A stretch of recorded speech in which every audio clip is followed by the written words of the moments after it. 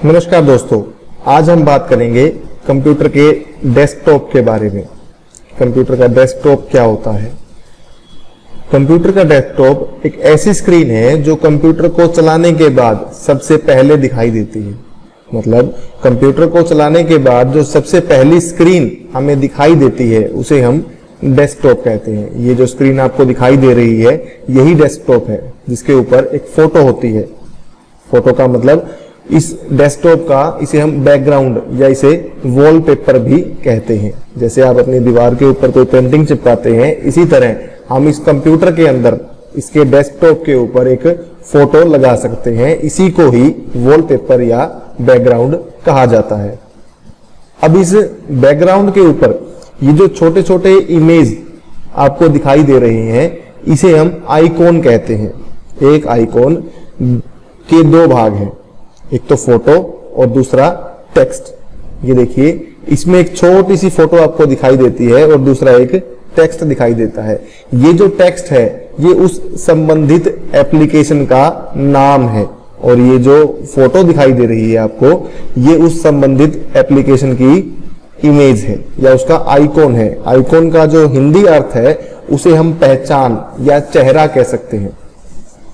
तो किसी भी एप्लीकेशन की एक पहचान होती है जिसे हम लोगो द्वारा या उसके आइकॉन द्वारा या उसकी इमेज द्वारा दर्शाते हैं। तो इन्हीं दोनों चीजों से, उसके नाम और उसकी फोटो से मिलकर जो एक ऑब्जेक्ट बनता है उसे हम आइकॉन कहते हैं। तो आपको डेस्कटॉप समझ में आ गया कि कंप्यूटर को चलाने के बाद जो सबसे पहली स्क्रीन दिखाई देती है उसे हम डेस्कटॉप कहते हैं। डेस्कटॉप के ऊपर जो फोटो दिखाई देती है उसे हम वॉलपेपर या बैकग्राउंड कहते हैं। उस बैकग्राउंड के ऊपर जो ये छोटे छोटे इमेज दिखाई देते हैं इन्हें हम आइकॉन कहते हैं। अब जो आइकॉन है वो तीन तरह के होते हैं। पहला सिस्टम आइकॉन, दूसरा एप्लीकेशन आइकॉन और तीसरा शॉर्टकट आइकॉन। सिस्टम आइकॉन क्या है? सिस्टम आइकॉन का मतलब ऐसे आइकॉन जो कंप्यूटर में विंडो डालने के बाद या ऑपरेटिंग सिस्टम डालने के बाद हमें बाय डिफॉल्ट मिलते हैं, जिसे हम खुद से नहीं डालते। जैसे रिसाइकल बिन या फिर my computer, my network place. तो ये जो सारे आइकॉन हैं इन्हें हम सिस्टम आइकॉन कहते हैं। कुछ सिस्टम आइकॉन जो आपको कंप्यूटर की डेस्कटॉप स्क्रीन पर दिखाई नहीं दे रहे और आप उसे देखना चाहते हैं, उसके लिए सबसे पहले आप डेस्कटॉप पर राइट क्लिक करें। उसके बाद सबसे लास्ट में पर्सनलाइज पर क्लिक करें। यहाँ पे आपको एक लेफ्ट साइड में एक ऑप्शन दिखाई देगा, चेंज डेस्कटॉप आइकॉन। इस पर क्लिक करके आप जो भी आइकॉन ऐड करना चाहते हैं, माई कंप्यूटर ऐड करना चाहते हैं, नेटवर्क प्लेस ऐड करना चाहते हैं, यूजर फाइल ऐड करना चाहते हैं, कंट्रोल पैनल ऐड करना चाहते हैं, तो इनमें से भी जिस पर भी आप क्लिक करेंगे उन्हें चेक बॉक्स पर टिक करके अप्लाई करके और ओके कर दीजिए। आपकी स्क्रीन पर वो सारे आइटम आपको दिखाई देंगे। जैसे कंप्यूटर, अब इसे आप रीनेम कर सकते हैं। रीनेम करने के तीन तरीके हैं। या तो आप इसके ऊपर क्लिक करके राइट क्लिक करें और रीनेम पर क्लिक करें, या फिर इस पर क्लिक करके आप कीबोर्ड से F2 बटन दबाएं। F2 बटन दबाकर भी आप उसे रीनेम कर सकते हैं। और इसका जो तीसरा तरीका है वो है कि आप इसके ऊपर एक बार क्लिक करने के बाद दोबारा एक या दो सेकंड वेट करके लेफ्ट क्लिक करें तो आपको ये रीनेम का ऑप्शन दिखाई देगा। यहां पर आप अपने सुटेबल नाम इसके अंदर लिख सकते हैं। जैसे मैं यहां लिख रहा हूं लर्निंग पॉइंट।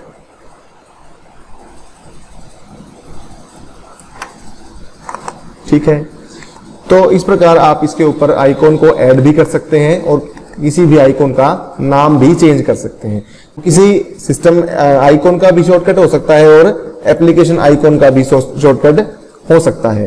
तो जैसे अब आपके पास यहाँ पिकासा 3 के साथ में ये एक छोटा सा पिक्चर दिखाई दे रहा है जो है एक एरो। ये एरो आपको उसी आइकॉन पर दिखाई देगा जो उसका शॉर्टकट होगा। अगर किसी एप्लीकेशन का हम शॉर्टकट डेस्कटॉप पर दिखा रहे हैं तो उसके लिए आपको ये एरो दिखाई देगा। अगर ये एरो नहीं दिखाई दे रहा तो उसका मतलब या तो वो सिस्टम आइकॉन है या फिर वो एक एप्लीकेशन आइकॉन है। अब अगर आप ये सारे आइकॉन स्क्रीन से हटाना चाहते हैं, आपको ये स्क्रीन पर ये नहीं चाहिए, तो उसके लिए आप स्क्रीन पर राइट क्लिक करें। राइट क्लिक करने के बाद व्यू में जाएं और व्यू के अंदर सबसे लास्ट में आएगा शो डेस्कटॉप आइकॉन, उसे आप अनचेक कर दीजिए। ये देखिए आपको स्क्रीन पर कोई भी आइकॉन दिखाई नहीं देगा। दोबारा देखने के लिए व्यू पर जाइए, व्यू पर जाने के बाद शो डेस्कटॉप आइकॉन को चेक कीजिए और ये आपको सारे आइकॉन दोबारा जैसे पहले थे वैसे दिखाई देंगे। अगर आप इनका साइज कम या ज्यादा करना चाहते हैं तो उसके लिए व्यू पर जाइए, लार्ज आइकॉन, ये आपको बड़े बड़े आइकॉन दिखाई देंगे। अगर आप इससे थोड़ा सा छोटे चाहते हैं तो मीडियम आइकॉन, और अगर आप बिल्कुल छोटे चाहते हैं तो स्मॉल आइकॉन। अब उसके बाद व्यू के अंदर ये ऑप्शन आता है ऑटो अरेंज आइकॉन और align icon to grid. Auto arrange का मतलब होता है कि वो आइकॉन, ऑटो का मतलब अपने आप, अरेंज का मतलब क्रम में लगाना या किसी सीक्वेंस में लगाना। अगर आप इन आइकॉन को सीक्वेंस में लगाकर देखना चाहते हैं तो आप इस पर क्लिक करें। और अगर आप align icon to grid, grid का मतलब होता है कि जाल, कि अगर आप इस टाइम अगर किसी भी आइकॉन को हटाकर इसी सीक्वेंस के किसी और अलग, इसका सीक्वेंस अगर आप चेंज करना चाहें कि बिल्कुल ये देखिए ये बिल्कुल सीधी लाइन में है और ये ऐसे भी बिल्कुल सीधी लाइन में है, अगर आप चाहें कि इसको कहीं बीच में रख दें तो ये नहीं रखा जाएगा। लेकिन अगर आप ये ऑप्शन को अनचेक कर दें, ऑटो अरेंज और अलाइन आइकॉन टू ग्रिड, अगर आप अब चाहें तो किसी भी आइकॉन को कहीं भी रख सकते हैं। अब अगर आप व्यू के अंदर जाकर ऑटो अरेंज आइकॉन पर क्लिक करेंगे तो ये सारे आइकॉन अरेंज हो जाएंगे, ये देखिए। लेकिन ग्रिड में जरूरी नहीं है कि ये होंगे। अब अगर आप ग्रिड पर क्लिक करते हैं और इस ऑटो अरेंज आइकॉन को हटा देते हैं तो यहां से करने के बाद ये आइकॉन कहीं और भी रखे जा सकते हैं, लेकिन वो रहेंगे ग्रिड में ही, कि रहेंगे एक सीधी लाइन में, चाहे किसी भी लाइन में हो, वर्टिकल लाइन हो या हॉरिजॉन्टल लाइन हो, तो उसी लाइन के अकॉर्डिंग ही आपको ये दिखाई देंगे। तो इस प्रकार आप अपने सिस्टम के अंदर डेस्कटॉप की सेटिंग को चेंज करके आइकॉन को अलग अलग तरीके से देख सकते हैं। उसके बाद आता है सॉर्ट बाय। सॉर्ट बाय का मतलब आप किस पद्धति के द्वारा या किस सीक्वेंस में आप इन्हें लगाना चाहते हैं। आप इन्हें नाम के अकॉर्डिंग सॉर्ट करना चाहते हैं या साइज के अकॉर्डिंग, या जिस टाइप का है सेम टाइप के इकट्ठे हो जाएंगे, या फिर आप चाहते हैं कि डेट मॉडिफाइड के अकॉर्डिंग, कि लास्ट में जो अपडेट हुआ है या सबसे पहले अपडेट हुआ था उस सीक्वेंस में। जैसे अगर हम इस डेट मॉडिफाइड पर क्लिक करते हैं तो ये देखिए इनका सीक्वेंस चेंज हो गया। सबसे पहले वो आइकॉन आएंगे जो हमने लेटेस्ट शुरू किए हैं, और जो सबसे बाद में शुरू किए थे वो हट जाएंगे, वो पीछे चले जाएंगे। इसी प्रकार ये रिफ्रेश का बटन है। जब भी आप सिस्टम यूज करें तो अगर आपको लगता है कि सिस्टम स्लो चल रहा है या सिस्टम की प्रोसेसिंग थोड़ी सी धीमी हो गई है तो आप इस रिफ्रेश पर 3-4 बार क्लिक करें। इससे सिस्टम को थोड़ा सा रिलैक्स फील होगा और ये आपको काम करने के लिए थोड़ी सी अच्छी स्पीड प्रोवाइड करवा सकता है। उसके बाद आते हैं ये ग्राफिक्स की प्रॉपर्टीज हैं। ये 3 ऑप्शन आप एक बार के लिए छोड़ सकते हैं, इसको हम आगे डिटेल में बताएंगे कि ग्राफिक्स ये आपको उसी कंप्यूटर में दिखाई देंगे जिसके अंदर ग्राफिक्स डले हुए हैं। अगर ग्राफिक्स नहीं डले हुए तो ये 3 ऑप्शन आपको दिखाई नहीं देंगे। उसके बाद आता है नेक्स्ट डेस्कटॉप बैकग्राउंड। अगर आप इस पर क्लिक करते हैं तो आपके बैकग्राउंड का डेस्कटॉप बदल जाएगा। शायद ही आपके कंप्यूटर में ये वाला ऑप्शन ना हो, वहां से हमने पर्सनलाइज में जाके इसको चेंज किया हुआ है। उसके बाद ऑप्शन आता है न्यू का। इस न्यू के अंदर आपके पास ये बहुत सारे ऑप्शन है। न्यू का मतलब है कि कुछ आप नया क्रिएट करना चाहते हैं, और नया क्रिएट करने का आप फोल्डर चाहते हैं, आप कोई फाइल चाहते हैं या कोई शॉर्टकट चाहते हैं, तो जिस तरह की भी फाइल या फोल्डर या एप्लीकेशन आप चाहते हैं ये आपको स्क्रीन पर दिखाई देगी। मान लीजिए आपको एक कोई फोल्डर क्रिएट करना है तो फोल्डर पर क्लिक करें। फोल्डर पर क्लिक करने के बाद उससे आपका नाम पूछेगा, तो आप इसका नाम रख सकते हैं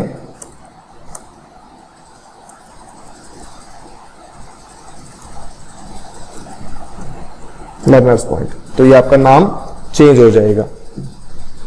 इसी तरह अगर आप कोई नए वर्ड फाइल खोलना चाहते हैं तो इसी तरह न्यू पर जाकर आपके पास एक वर्ड का ऑप्शन आपको दिखाई देगा। टेक्स्ट फाइल आप चाहते हैं तो टेक्स्ट पर क्लिक कर सकते हैं, एक्सेल चाहते हैं एक्सेल पर क्लिक कर सकते हैं, वर्ड फाइल चाहते हैं तो ये वर्ड पर क्लिक कर सकते हैं। जिस भी टाइप की फाइल आप चाहते हैं उस पर क्लिक करें। क्लिक करने के बाद इसका ये आइकॉन आपको दिखाई देगा। यहाँ पे आपसे एक नाम मांगेगा, तो जो नाम आप इसे देंगे उसी नाम के अकॉर्डिंग ये चल जाएगा। ये फाइल क्रिएट हो गई। अभी ये फाइल बिल्कुल खाली है, इसी तरह ये फोल्डर भी बिल्कुल खाली है। जैसे ही आप इसके अंदर कोई नाम कुछ डालेंगे, मान लीजिए आपने ये फोल्डर, ये फाइल जो है वर्ड फाइल, इस फोल्डर के अंदर लर्नर्स पॉइंट के अंदर डालनी है, तो आप इस पर, इसके 2-3 तरीके हैं। इस पर राइट क्लिक करें, यहां से कट करें और यहां जाने के बाद आप इसको पेस्ट कर दें। या फिर आप क्या कर सकते हैं, इसको यहां से क्लिक करें और बिना क्लिक को छोड़े, लेफ्ट क्लिक को छोड़े बिना आप माउस को ड्रैग करके इस लर्नर पॉइंट के ऊपर ले जाएं, तो आपको दिखाई देगा मूव टू लर्नर्स पॉइंट। जब आप इसे छोड़ेंगे तो ये जो फाइल वर्ड फाइल थी वो यहां से हटकर इस लर्नर पॉइंट वाले फोल्डर में चली जाएगी। अगर आप इस फोल्डर को डिलीट करना चाहते हैं तो इस फोल्डर पर राइट क्लिक करें और नीचे डिलीट का ऑप्शन आपको दिखाई देगा, उस पर क्लिक कर दें और ये फोल्डर आपको यहां से स्क्रीन से हट जाएगा। और स्क्रीन से हटने के बाद ये फोल्डर जाएगा रिसाइकल बिन में। यहां से आप इसे रिस्टोर भी कर सकते हैं। रिस्टोर करने के लिए राइट क्लिक करके रिस्टोर पर क्लिक करें और ये फोल्डर आपको स्क्रीन के ऊपर दोबारा दिखाई देगा, ये देखिए।